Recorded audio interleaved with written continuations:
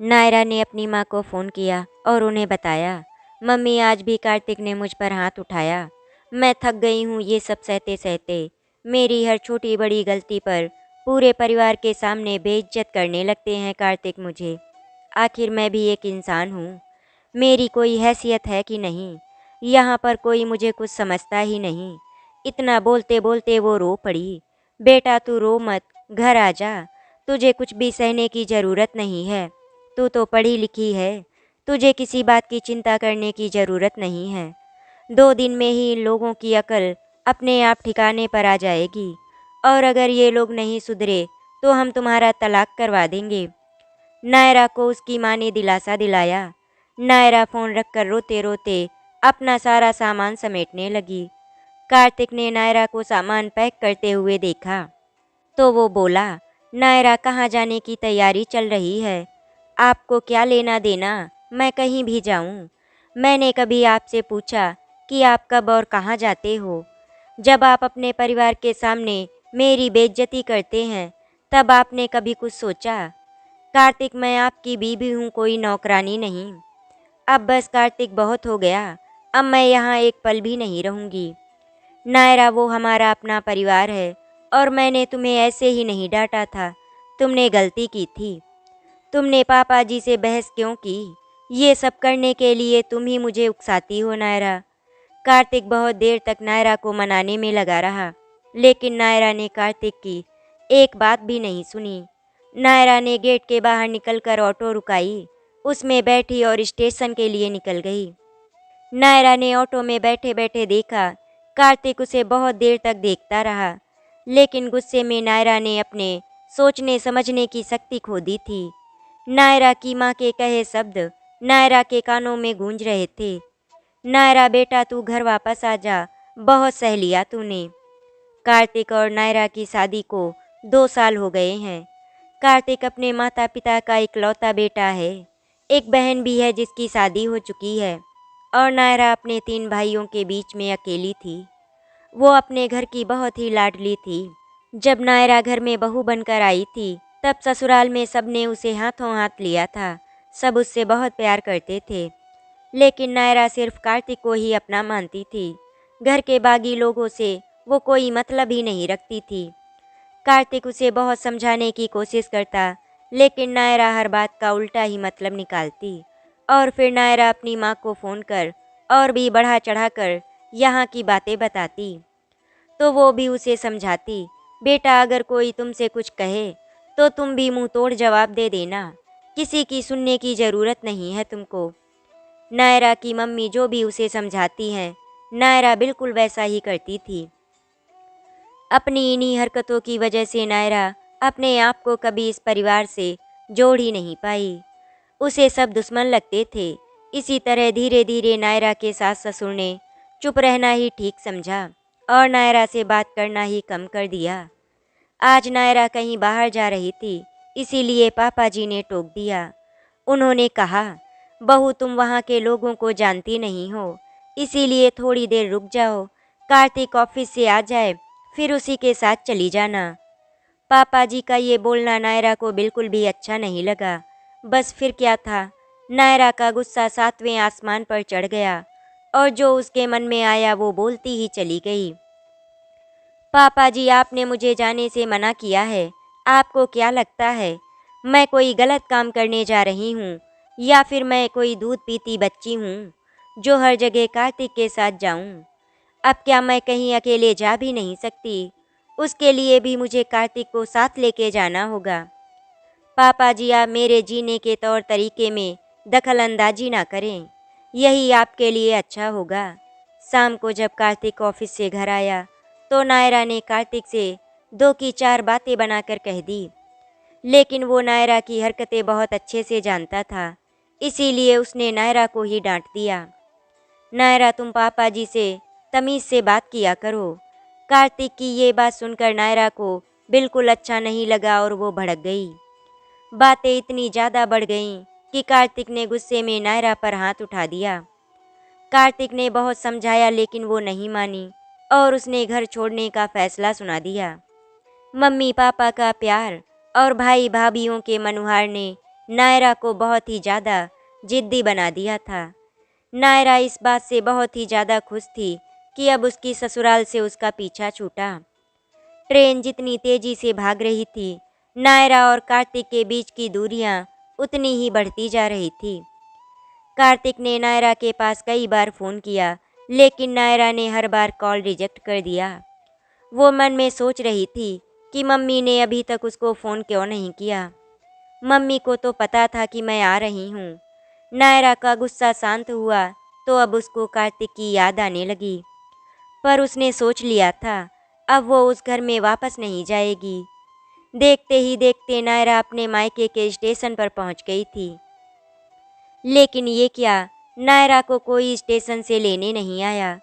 नायरा ने तो कभी सपने में भी नहीं सोचा था कि ऐसा भी हो सकता है, लेकिन अब नायरा क्या कर सकती थी। उसने ऑटो किया और घर की तरफ चल दी। वो रास्ते से गुजर ही रही थी कि तभी उसे दादी अम्मा का घर दिख गया। दादी अम्मा के घर में आज बहुत ही ज़्यादा चहल पहल दिख रही थी। नायरा ने मन ही मन में सोचा, घर जाकर वो मम्मी से पूछेगी कि दादी अम्मा के घर में क्या है। नायरा अपने घर के दरवाजे पर पहुंची तो उसने देखा दरवाज़ा बंद था। नायरा डर गई कि कहीं घर में कुछ हो तो नहीं गया किसी को। वो घर के अंदर घुसती है, आज कोई उसे लेने स्टेशन भी नहीं आया। आज नायरा को घर का माहौल बहुत ही अलग लग रहा था। दोनों छोटी भाभियों ने उसे देखकर हल्की सी मुस्कान दिखाई और अपने अपने कमरे की तरफ चली गईं। बड़ी भाभी ने उसके हाथ में बैग लिया और बैठने के लिए बोला, भाभी क्या बात है, क्या हुआ है सबको? पहले तो घर के आंगन में आप तीनों की हंसी की आवाज़ गूंजा करती थी और आज दोनों भाभी मुझे देखकर भी मिलने नहीं आई। क्या मैं अब सबके लिए पराई हो गई? भाभी आज तो मुझे लेने कोई स्टेशन भी नहीं आया। अरे नायरा, ऐसी कोई बात नहीं है, सब ठीक है। नायरा तू बहुत ज़्यादा थक गई होगी, जा अपने पापा से मिल ले, वो तेरा इंतज़ार कर रहे हैं, फिर बाद में बातें होती ही रहेंगी। बड़ी भाभी नायरा से उम्र में बहुत बड़ी थी। वो नायरा को माँ की तरह ही प्यार करती थी और नायरा भी उनके स्वभाव से भली भांति परिचित थी। कोई भी ऐसी बात जो कड़वी हो, भाभी उसे कभी नहीं बताएंगी। थोड़ी देर में ही नायरा सब समझ गई कि रिश्तों में दरार आ चुकी है। इस बात का सबूत आंगन में मिल गया। वहाँ पर नायरा ने 2 किचन देखे। यही वो बात थी जो शायद बड़ी भाभी उसे अपने मुंह से बताना ही नहीं चाह रही थी। नायरा अपना बैग लेकर माँ के कमरे की तरफ चल दी, पर जैसे ही वो थोड़ा आगे बढ़ी, तभी उसे एक और झटका लगा। भाभी ने उसे छत पर बने कमरे की ओर इशारा करके वहां जाने को बोला, पर भाभी माँ का कमरा तो यहीं पर था। नहीं नायरा, मम्मी पापा मेरे साथ रहते हैं ऊपर। तू ऊपर चल, मैं तेरे लिए कुछ खाने को लेकर आती हूँ। अब नायरा के मन में ढेर सारे सवाल चल रहे थे, पर उन सवालों का सही जवाब देने वाला कोई नहीं था। इतना सब हो गया और माँ ने मुझे कुछ बताया भी नहीं।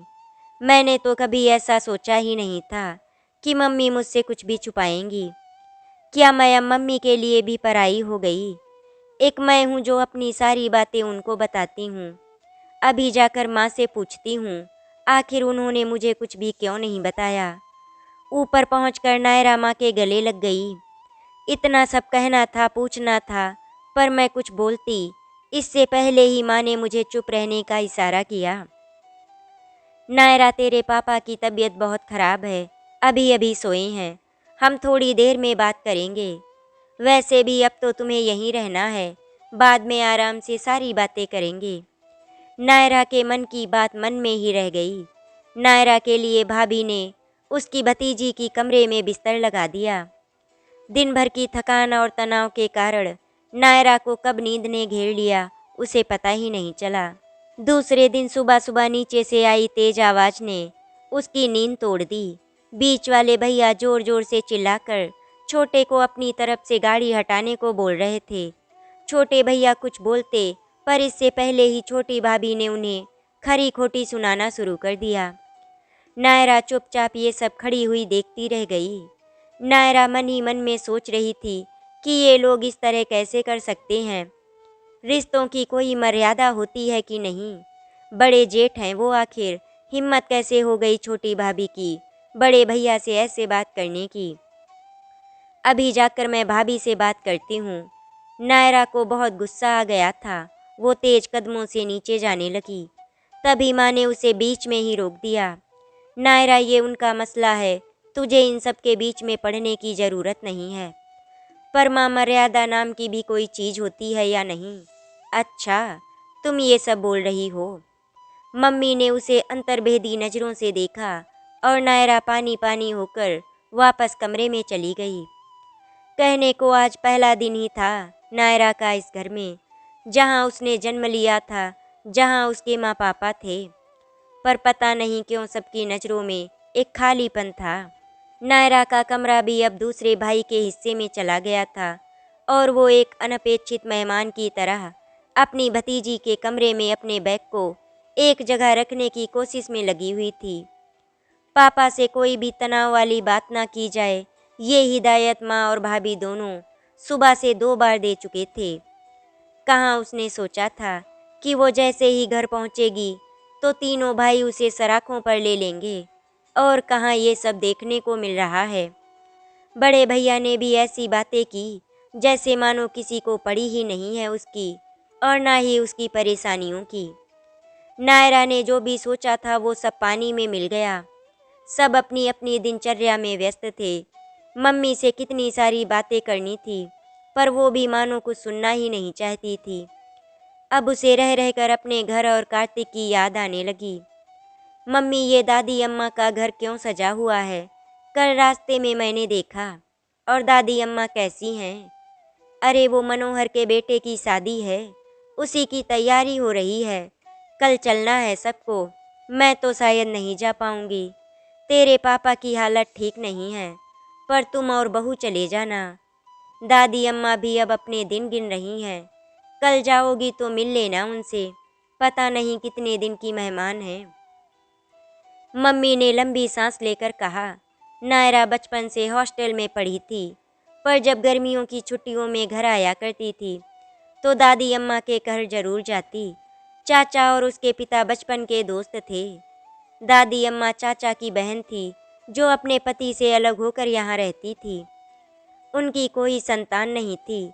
दादी अम्मा की पूरी दुनिया उनके भाई भतीजे ही थे। दादी अम्मा से नायरा को भी बहुत लगाव था। उनसे मिलने के लिए वो उनके घर जाने की सोचने लगती है। दूसरे दिन सभी अपने काम में व्यस्त थे, तभी नायरा माँ के पास गई। माँ, आप सभी बिजी हैं और शादी तो शाम को है ना, इसीलिए मैं सोच रही हूँ कि थोड़ी देर के लिए मैं दादी अम्मा से मिल आती हूँ। शाम को फिर दादी अम्मा के पास बैठने का समय नहीं मिलेगा। ठीक है बेटा, जाओ दादी अम्मा से मिलाओ, उन्हें भी अच्छा लगेगा और तुम्हारा भी मन बहल जाएगा। मम्मी से स्वीकृति लेकर वो दादी अम्मा के घर पहुंच जाती है, जहां शाम की तैयारी में सभी लोग लगे हुए थे। चाचा और बाकी लोगों से मिलकर वो दादी अम्मा का हाल पूछने उनके कमरे की तरफ चल देती है। नायरा बचपन से इस घर में आती है, इसीलिए वो इस घर के चप्पे चप्पे को जानती थी। दादी अम्मा के कमरे में बड़ा सा ताला देखकर वो चौंक जाती है। कहीं दादी अम्मा? पर मम्मी ने तो बोला है कि दादी अम्मा कहाँ चली गई। तभी एक नौकर उसे आता हुआ दिखा। नायरा ने उससे दादी अम्मा के बारे में पूछा तो वो सकपकाया। फिर वो उसे पीछे नौकरों वाले कमरे की तरफ ले गया और वो उसे एक छोटे से कमरे में छोड़कर चला आया। दादी अम्मा यहाँ? दादी अम्मा को इस हाल में देखकर नायरा की आंखों में आंसू आ गए। टूटी हुई चारपाई पर एक बेहद कमजोर काया पड़ी हुई थी। क्या स्थिति हो गई दादी अम्मा की? नायरा ने अपने बचपन में इस घर में दादी अम्मा का रुतबा देखा था और आज दादी अम्मा नौकरों के कमरे में। तभी उसकी खांसी से वो जैसे वर्तमान में आई। दादी अम्मा, मैं पानी देती हूँ कहकर वो कमरे में पानी ढूंढने लगी। चारपाई के पास एक पुरानी सी सुराही के ऊपर ग्लास रखा हुआ था, उसी में पानी था। नायरा ने जल्दी से पानी दिया। वो थोड़े से सहारे से उठी और पानी पीकर फिर से लेट गईं। दादी अम्मा ने अपनी बूढ़ी आंखों से देखते हुए पूछा, कौन है? दादी अम्मा, मैं नायरा। नायरा बिटिया तू? हाँ दादी अम्मा। पर ये आपकी हालत कैसे, और आप यहाँ कैसे? मैं अभी चाचा से बात करती हूँ। रुक जा बिटिया, किसी से कुछ मत बोलना, मुझे मेरे कर्मों का फल भुगतना है। अच्छा ही है यहीं भुगत के जाऊँ। ऐसा क्या किया है आपने दादी अम्मा? किया है बेटा, अपने जीते जी अपने पति का घर छोड़कर पाप किया है, वो भी केवल अभिमान के कारण। नायरा की समझ में कुछ नहीं आ रहा था। दादी अम्मा ने फिर से बोलना शुरू किया। नायरा, मैं अपने पिता की बेहद लाडली थी। जिस समय लोग अपनी बेटियों को स्कूल भी नहीं भेजते थे, उस समय मेरे पिता ने मुझे हॉस्टल में रखकर पढ़ाया था। मैं फर्राटेदार अंग्रेजी बोलती थी, मुझे सब सिखाया गया था। बस शादी के बाद पति के घर में कैसे रहना है, ये नहीं सिखाया गया था। अगर ये भी सिखा दिया होता तो आज मेरी ये स्थिति ना होती। मैं बहुत जिद्दी और घमंडी हो गई थी। मेरे पिता ने मेरी शादी में दिल खोलकर खर्च किया था, ज़रूरत की सारी चीज़ें दी, बस मुझे संस्कार देना भूल गए। एक दिन मेरे ससुर जी ने मेरे कमरे से मेरी दीवार घड़ी निकाल ली, जो मुझे मेरे पिताजी ने विलायत से मंगवा कर दी थी। वो उन्होंने बैठक में टंगवा दी। बस फिर क्या था, मैंने आओ देखा ना ताओ, ये भी नहीं सोचा कि उस समय वहाँ कितने लोग मौजूद हैं। बाहर जाकर अपनी घड़ी उतार लाई और उनको सबके सामने भिखारी बोला और उनको अपमानित भी किया। जब मेरे पति ने उनसे माफ़ी मांगने को बोला, लेकिन तब मैं अभिमान में थी, बहुत घमंड था मुझे अपने पिता की दौलत पर। झुकने से अच्छा मुझे घर को छोड़ना ज़्यादा सही लगा और मैं यहाँ चली आई, हमेशा हमेशा के लिए। पहले तो एक दो बार उन लोगों ने संदेश भी भेजा, फिर बाद में वो भी आना बंद हो गए। उन्होंने दूसरी शादी कर ली। आज अपने घर में होती तो नाती पोते वाली होती, मेरी भी इज्जत होती। जब तक मेरे पिता और भाइयों की चली, तब तक मेरी भी घर में चली। पर अब भतीजे का राज है। आजकल कोई अपने माँ बाप को न पूछे तो फिर मैं क्या चीज़ हूँ। जब से बीमार हुई हूँ, उन लोगों ने मुझे यहाँ डाल दिया। कहते हैं बीमारी फैल जाएगी मुझसे। इतना कहकर दादी अम्मा फिर से खांसने लगी थी। नायरा दादी अम्मा की बातें सुनकर सुन्न रह गई थी। उसे समझ नहीं आ रहा था कि वो दादी अम्मा से क्या बोले, क्योंकि नायरा खुद भी तो यही करके आई है अपनी ससुराल में। नायरा शाम को बेमन से शादी में शामिल हुई, पर अब नायरा का मन कहीं और ही था। रात में नायरा कब सोई उसे कुछ भी पता ही नहीं चला। वो शीशे के सामने खड़ी है, एकदम से बूढ़ी हो गई, सफ़ेद बाल, झुकी हुई कमर। और ये जगह कौन सी है? Store room. यहाँ तो कबाड़ रखते हैं, लेकिन वो यहाँ क्यों है? उसको तेज खांसी आ रही है, पानी पानी पसीने से लथपथ, उसकी नींद खुल जाती है। क्या हुआ नायरा बेटा, कोई बुरा सपना देख लिया क्या? उसकी मम्मी ने उसको पानी देकर पूछा। वो अभी भी पसीना पोंछ रही है। अच्छा सुन, तू जल्दी से फ्रेश हो जा, फिर तुम अपना सामान स्टोर वाले कमरे में लगा लो। वो क्या है ना, अब तुम्हें यहीं रहना है तो अलग कमरा तो चाहिए होगा ना, इसीलिए मैंने स्टोर की सफाई कर दी है। आज से तुम वहीं रहोगी। वो चौंक जाती है, जहाँ कार्तिक और उसका बेडरूम और कहाँ ये स्टोर रूम। उसे अपना सपना सच होता हुआ दिखाई दे रहा है। वो फिर से पसीने में नहा जाती है। मम्मी से ये उम्मीद बिल्कुल भी नहीं थी। उसे रोना आ जाता है। अब उसको अपनी सारी गलतियाँ याद आने लगती हैं। उस दिन भी तो पापा जी उसके और कार्तिक के बीच बचाव ही कर रहे थे, जब वो उन्हें मारने झपटी थी। अगर कार्तिक बीच में नहीं आते तो उसका हाथ उठ चुका था अपने ससुर जी पर। इसी कारण कार्तिक मजबूर हो गए थे उस पर हाथ उठाने के लिए। कोई भी बेटा अपने पिता की बेइज्जती कैसे देख लेता, लेकिन नायरा ये बात छुपा गई थी। उसने अपनी माँ को ये नहीं बताया था। आज सब उसे याद आ रहा था। कार्तिक बेहद याद आ रहे थे और घर भी। उसने अपना मोबाइल उठाया। कार्तिक की ढेर सारी मिस्ड कॉल पड़ी थी, जिसे उसने गुस्से में नहीं उठाया था। आज हिम्मत करके फ़ोन उठाया। कॉल की दूसरी तरफ से कार्तिक की आवाज़ आई। नायरा कोई ऐसा करता है क्या? मुझे माफ़ कर दो और लौट आओ। मुझे और इस घर को तुम्हारी ज़रूरत है। उसकी आवाज़ सुनकर नायरा की हिचकियाँ बन गई। बहुत देर तक वो रोती रही, फिर आने का वादा करके फ़ोन रख दिया। नायरा मन ही मन में सोच रही थी कि कार्तिक उसे कितना प्यार करते हैं। उनकी कोई गलती भी नहीं थी, फिर भी उन्होंने माफ़ी मांगी। मैंने तो इतनी बड़ी गलती की थी। नायरा ने फैसला ले लिया था कि वो दादी अम्मा नहीं बनेगी। माँ, मैं अपने घर वापस जा रही हूँ। आप स्टोर रूम में वापस सामान रखवा दीजिए। नायरा की बात सुनकर उसकी माँ तुरंत बोली, अरे तू वापस नहीं जाएगी, सोच ले, फिर बाद में मत कहना कुछ भी। उनके चेहरे पर हल्की सी मुस्कान थी जिसे नायरा देख नहीं पाई। नहीं माँ, मैं जा रही हूँ अपने घर। वो मेरा घर है और अब कभी कुछ नहीं कहूँगी। वो मुस्कुराते हुए नहाने चल दी। करीब 2 घंटे बाद उसने स्टेशन के लिए कैब बुलाई। माँ ने ढेर सारी चीज़ें दी। वो सबसे मिलकर चल दी। 5 मिनट बाद उसे एहसास हुआ कि शायद उसका मोबाइल घर में ही छूट गया है। वो वापस घर की तरफ बढ़ी, तभी अंदर से आई आवाज़ों ने नायरा के कदम रोक दिए। माँ और तीनों भाभियाँ आंगन में बैठी हंस रही थी। छोटी भाभी बोली, मान गए आपको माँ जी, क्या सबक सिखाया है आपने नायरा दीदी को। और सबसे कठिन रोल तो बेचारे पापा जी का था। बेचारे पापा जी 2 दिन बिस्तर पर पड़े रहे। क्या करती मैं? अगर उनका बस चलता तो अपनी लाडली को पहले ही दिन सब सच बता देते और वो कभी वापस नहीं जाती। इसीलिए उनसे दूर रखना ही ठीक था। मैं नायरा को बहुत अच्छे से जानती हूँ। वो बहुत जिद्दी है। जब तक उसे सामने से कोई चीज़ ना दिखाओ, समझती ही नहीं है। इसीलिए मायके का ये रूप भी दिखाना ज़रूरी था। एक ही दिन में 2 किचन बनाना और तुम सबका इस तरह एक दूसरे से लड़ना भी तो हमारी योजना का हिस्सा ही था। पर बेचारी नायरा दीदी, हम सब ने उनके साथ सही नहीं किया।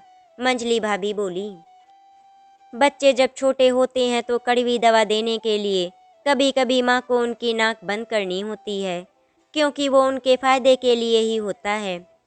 अब उसकी अकल ठिकाने आ चुकी है। अब वो ठीक से ससुराल में रहेगी, किसी को परेशान नहीं करेगी। अगर मैं उसको ये सब पहले समझाती तो वो मुझे भी अपना दुश्मन समझती।